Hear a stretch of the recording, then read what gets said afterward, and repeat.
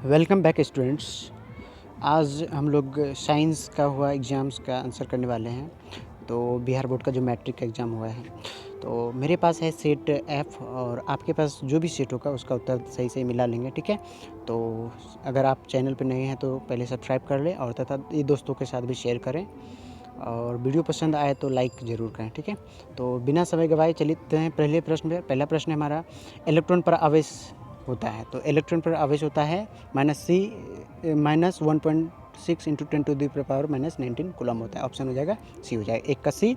दूसरा का उत्तर चलेंगे। ठीक है, खिलौने में किस सेल का उपयोग किया जाता है? तो खिलौने में सूखा सेल का प्रयोग किया जाता है। ऑप्शन ए हो जाएगा। ठीक है, 2 का ए हो जाएगा। 3 नंबर प्रश्न है, कार्य करने की क्षमता को क्या कहते हैं? तो कार्य करने की क्षमता को कहते हैं ऊर्जा कहते हैं। तो 3 का सी हो गया। 4 नंबर पर प्रश्न में चलते हैं, निम्न में से कौन विस्थापन अभिक्रिया का एक उदाहरण है? तो विस्थापन अभिक्रिया का उदाहरण है, ऑप्शन हो जाएगा सी हो जाएगा। ठीक है, विस्थापन अभिक्रिया 4 का सी। 5वें नंबर प्रश्न पे चलते हैं, सिल्वर क्लोराइड का रंग कैसा होता है? तो सिल्वर क्लोराइड का रंग होता है हरा होता है। ठीक है, तो ऑप्शन हो जाएगा सी हो जाएगा। ठीक है, 5 का सी। 6 नंबर में चलते हैं, निम्नलिखित में लवण है। तो लवण कौन है? तो NaCl एक लवण है। तो 6 का हो जाएगा बी। 7 नंबर का प्रश्न पे चलते हैं। तो 7 नंबर का प्रश्न है, तूतिया ब्रैकेट लिखा हुआ है नीलाथोता का अणुसूत्र। ठीक है, तो ब्लू विट्रोल का अणुसूत्र क्या होता है? CuSO4 इंटू 5H2 होता है। ऑप्शन ए हो जाएगा 7 का। ठीक है, 8 नंबर का प्रश्न पे चलते हैं, गंधक यानी कि सल्फर की परमाणु संख्या। तो सल्फर की परमाणु संख्या 16 होता है। तो ऑप्शन हो जाएगा 8 का सी हो जाता है। ठीक है, 9 नंबर प्रश्न में चलते हैं, न्यूक्लियस शब्द की किन के द्वारा दी गई है? तो न्यूक्लियस दिया गया था रॉबर्ट ब्राउन के द्वारा। ऑप्शन ए हो जाएगा, 9 का ए हो जाएगा। 10 नंबर का प्रश्न पे चलते हैं और 10 नंबर का प्रश्न है, पौधे में भोजन किस रूप में जमा होता है? तो पौधे में भोजन होता है किस रूप में? सी, स्टार्च के रूप में होता है। ठीक है, तो 10 का सी हो जाएगा।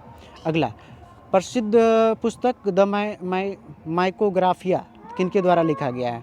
तो रॉबर्ट हुक के द्वारा लिखा गया है। ठीक है, ऑप्शन डी हो जाएगा। क्या हो जाएगा? डी हो जाएगा, 11 का डी। 12 नंबर प्रश्न पे चलते हैं। तो 12 नंबर का प्रश्न है, पौधे और पशुओं की कोशिकाओं का वैज्ञानिक अध्ययन क्या कहलाता है? तो ये कहलाता है कोशिका विज्ञान। ठीक है, कोशिका विज्ञान, ऑप्शन बी हो जाएगा। 13 का प्रश्न पे चलते हैं। 13 का प्रश्न है हमारा, मानव हृदय गिरा बढ़ता है। तो मानव हृदय गिरा पेरिकार्डियम से गिरा बढ़ता है। तो ऑप्शन क्या हो जाएगा?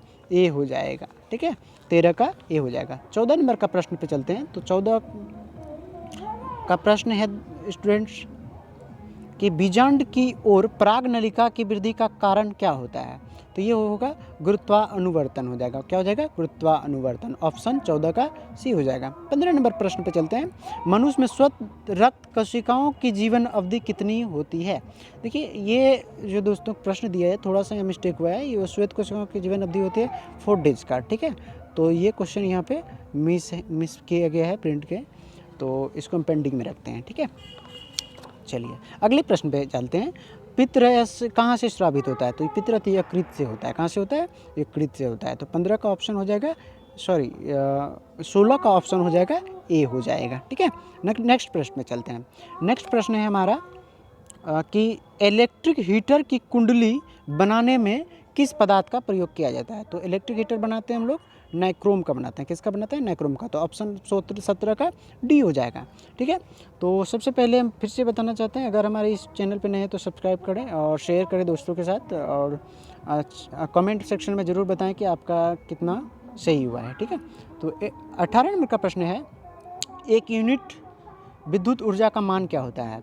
तो ऑप्शन हो जाएगा इसका डी हो जाएगा, 3.6 इंटू 10⁻6 कूलम हो जाएगा, डी हो जाएगा। ठीक है, 19 नंबर का प्रश्न पे चलते हैं।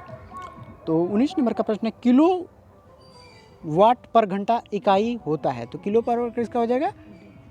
किलो। तो 19 का ऑप्शन हो जाएगा, किलोवाट घंटा किसका है? तो ऊर्जा का मात्रा है, 19 का ए हो जाएगा। 20 नंबर का प्रश्न पे चलते हैं कि विद्युत फ्यूज धारा के सिद्धांत पर कार्य करता है। विद्युत फ्यूज किस धारा? तो विद्युत धारा के उसमें प्रभाव क्या काम करता है? तो ऑप्शन 20 का ए हो जाएगा। 21 नंबर प्रश्न पे चलते हैं कि किलोमीटर को विद्युत परिपथ में किस क्रम में जोड़ा जाता है? वोल्ट मीटर को, तो वोल्ट मीटर को श्रेणी क्रम में जोड़ा जाता है। तो 21 का हो जाएगा, ऑप्शन ए हो जाएगा।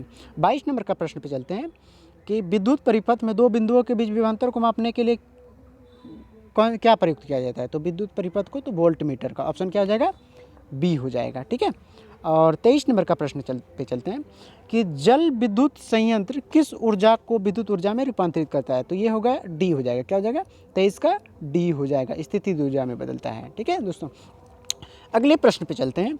अगला प्रश्न है कि विद्युत बल्ब में कौन सी गैस भरी जाती है, तो विद्युत बल्ब में निष्क्रिय गैस या अक्रिय गैस भरा जाता है, ऑप्शन हो जाएगा सी हो जाएगा, 24 का सी हो जाएगा। और 25 में चलते हैं, कौन सी बीमारी श्वसन तंत्र से संबंधित है, तो श्वसन तंत्र से संबंधित बीमारी कौन सा है, 25 का हो जाएगा सी, कौन सी है, सी हो जाएगा। ठीक है, 26 पे चलते हैं, तो 26 का प्रश्न है एंड्रोजन क्या है, एंड्रोजन क्या, एंड्रोजन एक नर हार्मोन है। ठीक है, अगले प्रश्न पे चलते हैं। अगला प्रश्न है रुधिर चाप नियंत्रित होता है, रुधिर चाप किसके द्वारा नियंत्रित होता है, एड्रिनल के द्वारा होता है, एड्रिनल, तो ऑप्शन हो जाएगा 27 का सी हो जाएगा। 28 पे चलते हैं, एक लिंगी पादप का उदाहरण है, 28 का उदाहरण, 28 का उदाहरण हो जाए, सॉरी 28 का उत्तर, सही उत्तर हो जाएगा ए हो जाएगा, पपीता, क्या हो जाएगा, पपीता हो जाएगा। अगला 29 नंबर के प्रश्न पे चलते हैं कि निम्न में कौन सा मादा जनन तंत्र का भाग नहीं है, तो 29 का हो जाएगा सी हो जाएगा, शुक्रवाहिनियाँ। ठीक है, शुक्रवाही का हो जाएगा, ऑप्शन सी। 30 नंबर का प्रश्न पे चलते हैं, द्विखंडन होता है, 30 का उत्तर हो जाएगा, ठीक है, इनमें से सभी हो जाएगा, पैरामीशियम, अमीबा, लिमेशियम सब में होता है। ठीक है, ठीक है, उसके बाद चलेंगे अगले प्रश्न पर। एक अगले प्रश्न है कि टेस्टोस्टेरोन स्रावित होता है, टेस्टोस्टेरोन स्रावित होता है, तो बी, कैसे, ब्रिक से होता है, कैसे होता है, ब्रिक से, ऑप्शन हो जाएगा बी हो जाएगा। 32 नंबर का प्रश्न पे चलते हैं, मानव मस्तिष्क का औसत भार 1.4 kg होता है, तो ऑप्शन सी हो जाएगा।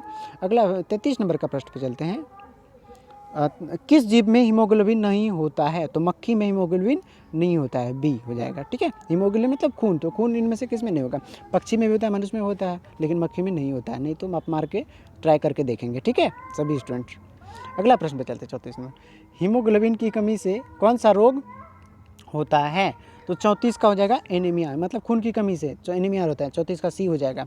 35 नंबर का प्रश्न, मनुष्य का आहार नाल की में अवशेषी अंग है, 35 का हो जाएगा बी हो जाएगा, क्या हो जाएगा, बी, अपेंडिक्स हो जाएगा, बी हो गया। अगला 36 नंबर का प्रश्न पे चलते हैं, और 36 नंबर का प्रश्न है निम्नलिखित में कौन ट्रिप्सिन एंजाइम का कार्य करता है, तो 36 का हो जाएगा सी हो जाएगा, क्या हो जाएगा, सी हो जाएगा। 37 नंबर का प्रश्न पे चलते हैं, और 37 नंबर का प्रश्न है कि मुख गुहा में आहार का कौन सा भाग का पाचन होता है, तो मुख गुहा में कौन सा किसका होगा, सी का, सॉरी क्या हो जाएगा, सी, मतलब वसा का पाचन होता है। ठीक है, 38 नंबर का प्रश्न पे चलते हैं, ऑक्सीजन का वाहक कौन होता है, तो आरबीसी को ऑक्सीजन का वाहक कहते हैं, तो 38 का हो जाएगा सी हो जाएगा। ठीक है, 39 रक्त में शर्करा का स्तर नियंत्रित करता है, 39 का डी हो जाएगा, इंसुलिन, क्या कौन नियंत्रित करेगा, शर्करा को, ग्लूकोज को, ठीक है, शुगर लेवल को मेंटेन इंसुलिन करता है, ऑप्शन, सॉरी ऑप्शन क्या हो जाएगा, डी हो जाएगा, ऑप्शन डी। ठीक है, 39 का। 40 में मानव शरीर में सबसे लंबी कोशिका कौन सा है, तो 40 का हो जाएगा तंत्रिका तंत्र, किस कौन सा लंबी कोशिका है, तंत्रिका तंत्र, 40 का सी हो जाएगा। 41 नंबर का प्रश्न पे चलते हैं कि निम्नलिखित में कौन प्राकृतिक सूचक है, प्राकृतिक सूचक, ठीक है, तो हल्दी हो जाएगा, क्या हो जाएगा, हल्दी हो जाएगा, ऑप्शन ए हो जाएगा 41 का। 42 का उत्तर पे चलते हैं, ओ अच्छा OH जो अभिक्रियामूलक यौगिक का नाम क्या है, तो अल्कोहल ग्रुप का है, OH किसका है स्टूडेंट, OH है अल्कोहल ग्रुप का, तो क्या हो जाएगा, ऑप्शन बी हो जाएगा। 43 नंबर पे प्रश्न पे चलते हैं, और 43 का प्रश्न है कैल्शियम कार्बाइड जल के साथ अभिक्रिया कर क्या देता है, ठीक है, ये हो जाएगा एल्केन, क्या देगा, एल्केन। ठीक है, इसमें थोड़ा सा डाउट लग रहा है, इसको मैं कमेंट सेक्शन में मेंशन कर दूंगा, लेकिन आई थिंक कि एल्केन होना चाहिए। ठीक है, C2H2, ओके, यही होगा। चलिए इसको कमेंट सेक्शन में, नेक्स्ट क्वेश्चन पे चलते हैं, ओजन के एक अणु में ऑक्सीजन की परमाणु संख्या कितना होता है, तो 44 का उत्तर हो जाएगा सी हो जाएगा, क्या हो जाएगा, सी हो जाएगा। ठीक है, ऑप्शन हो जाएगा सी, 44 का सी।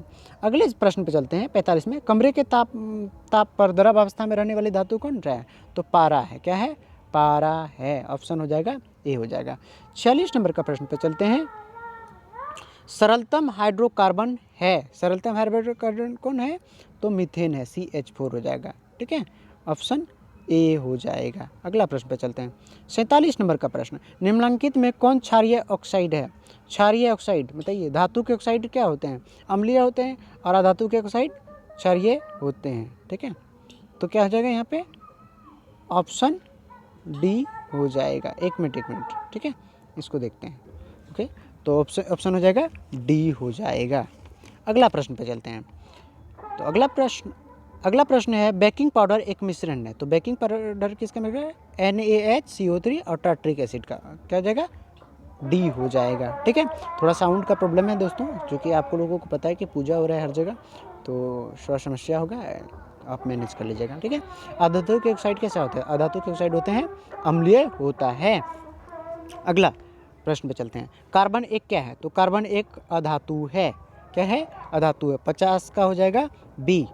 51 नंबर का प्रश्न पे चलते हैं कि निम्न में कौन असंतृप्त हाइड्रोकार्बन है, असंतृप्त हाइड्रोकार्बन है। ठीक है, तो 51 का आंसर हम लोग करेंगे, 51 का हो जाएगा ए हो जाएगा। क्या हो जाएगा, ए हो जाता है। ठीक है, 52 में एरोमेटिक हाइड्रोकार्बन है, 52 का हो जाएगा एरोमेटिक हाइड्रोकार्बन, तो सी हो जाएगा, बेंजीन से। ठीक है, ऑप्शन सी हो जाएगा 52 का। 53 नंबर का प्रश्न पे चलते हैं। तो 53 नंबर का प्रश्न, निम्नलिखित में कौन अक्रिय गैस है, तो अक्रिय गैस कौन सा है, हीलियम है। ठीक है, हाइड्रोजन, हीलियम, लिथियम, इससे क्या हो जाएगा, हीलियम हो जाएगा। 53 का बी हो जाएगा। 54 पे चलते हैं, कौन उपधातु है, तो उपधातु कौन है। ठीक है, एंटीमनी। क्या होता है, एंटीमनी, और एंटीमनी का सूत्र क्या है, SB होता है, तो ऑप्शन हो जाएगा सी, 54 का सी हो जाएगा। तो 55 में चलते हैं, पौधे में श्वसन होता है, तो जड़ से, पत्ती से, तना से, तो सभी से होता है, डी से हो जाएगा। ठीक है, आंसर डी हो जाएगा। 56 नंबर का प्रश्न चलते हैं कि सौपोषी कौन है, तो सौपोषी पौधा को सौपोषी कहा जाता है, तो 56 का ए हो जाएगा। 57 नंबर का प्रश्न पे चलते हैं कि प्रकाश के परावर्तन के कितने नियम है, तो प्रकाश के परावर्तन के कितने नियम, 2 नियम हैं। तो दोस्तों मुझे सिर्फ और सिर्फ एक ही एक्सपेक्टेशन है सभी स्टूडेंट्स से कि एक लाइक मिल जाए, ताकि हमें मोटिवेशन मिले और मैं भी आगे का पेपर्स के लिए आंसर बनाऊँ। ठीक है, तो अगर आप चाहते हैं कि सभी सेट का या फिर सभी पेपर्स का मैं आंसर बनाऊँ, तो आप कमेंट सेक्शन में ज़रूर मेंशन करें, और एक जाते जाते एक लाइक ज़रूर करें। ठीक है, तो 58 का उत्तर करेंगे। तो अवतल लेंस का आवर्धन होता है, 58 का हो जाएगा डी हो जाएगा। ठीक है, V/U होगा। 59 नंबर का प्रश्न पे चलते हैं। तो 59 नंबर का प्रश्न है दर्पण सूत्र। तो दर्पण सूत्र क्या होता है, 1/V plus 1/U plus equals to 1/F। Option हो जाएगा ए हो जाएगा। ठीक है, 60 नंबर का प्रश्न पे चलते हैं, और 60 नंबर का प्रश्न है टिंडल प्रभाव प्रदर्शित करता है, तो प्रकाश के प्रकीर्णन टिंडल प्रभाव को प्रदर्शित करता है, डी हो जाएगा 60 का। ठीक है, और 61 में कौन सा लेंस हवा में अपसारी लेंस कहलाता है। ठीक है, तो 61 का हो जाएगा बी। क्या हो जाएगा, बी, उत्तल लेंस को अपसारी लेंस के नाम से जानते हैं। अगला प्रश्न पे चलते हैं, उत्तल दर्पण में प्रतिबिंब बनता है, तो उत्तल दर्पण में कैसा प्रतिबिंब बनता है, तो आभासी प्रतिबिंब बनता है और वस्तु से छोटा बनता है। ठीक है, तो बी हो जाएगा। 63 नंबर प्रश्न पे चलते हैं कि प्रकाशिक माध्यम कितने होते हैं, तो प्रकाशिक माध्यम 3 होते हैं। ठीक है, 63 का सी हो जाएगा। 64 नंबर का प्रश्न है कि डायनमो परिवर्तित करता है, तो डायनमो स्टूडेंट्स परिवर्तित करता है विद्युत ऊर्जा को यांत्रिक ऊर्जा में, तो ऑप्शन क्या हो जाएगा, ए हो जाएगा 64 का। 65 नंबर का प्रश्न पे चलते हैं, और 65 नंबर का प्रश्न है कि एक नीले लिटमस पत्र को लाल कर देता है, तो लाल करने का मतलब हो गया कि वो कैसा होगा, अम्लीय होगा, और अम्लीय का पीएच मान कितना होता है, 7 से कम होता है, तो 7 से कम वाला ऑप्शन क्या हो जाएगा, ए हो जाएगा। ठीक है, 65 का ए हो जाएगा। अगला प्रश्न है बेंजीन का अनुसूत्र C6H6 हो जाएगा, 66 का सी हो जाएगा। 67 नंबर का प्रश्न पे चलते हैं कि इथाइल अल्कोहल का एपेसिक्निल क्या होगा, एथेनॉल होगा, बी हो जाएगा। अगला 68 नंबर का प्रश्न पे चलते हैं हम लोग, CnH2n निम्नलिखित में किसका समान सूत्र है, तो एल्केन का समान सूत्र है, तो 68 का क्या आ जाएगा, ए हो जाएगा। 69 में चलते हैं, लोहे की परमाणु संख्या कितना होता है, तो 26 होता है, कितना होता है, 26 होता है, तो बी हो जाएगा उत्तर का। 70 नंबर का प्रश्न पे चलते हैं, और 70 नंबर का प्रश्न है कि स्टेनलेस स्टील में लोहा कार्बन के अलावा कौन सा तत्व रहता है, तो निकेल और क्रोमियम रहता है, तो सी हो जाएगा 70 का सी। 71 नंबर का पीतल क्या है, तो पीतल एक मिश्र धातु है, क्या है, मिश्र धातु है, 71 का सी हो जाएगा। 72 नंबर का प्रश्न पे चलते हैं, तो 72 का प्रश्न है कि निम्नलिखित में कौन यौगिक अम्ल है, तो अम्ल कौन सा है, तो सी हम लोग जानते हैं H2SO4 एक क्या है, अम्ल है, 72 का हो जाएगा बी।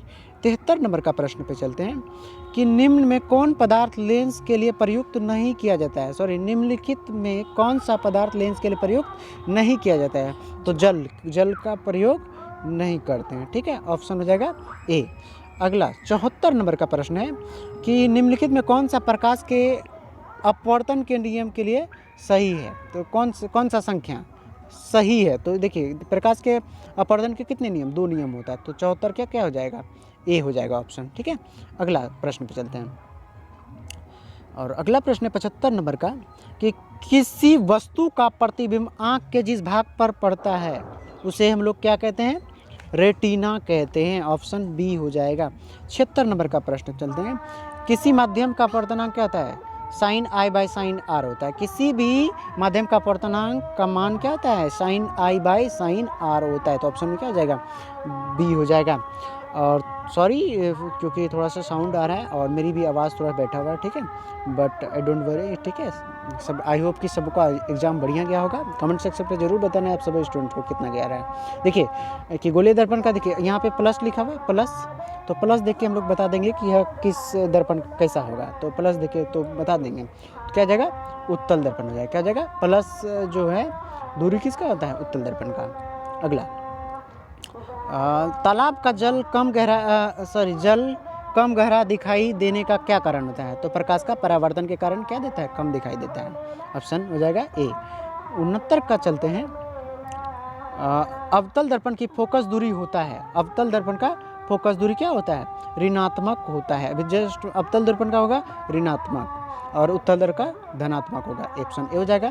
तो स्टूडेंट मुझे खुशी होगी कि आप बताएंगे आपके कितने सही हुए हैं। और जाते जाते मैं कहना चाहता हूँ कि चैनल को सब्सक्राइब करें तथा वीडियो को ज़्यादा से ज़्यादा शेयर करें, तभी सभी दोस्त आपके आंसर को मिला सकें। और अंतिम प्रश्न पे चलते हैं।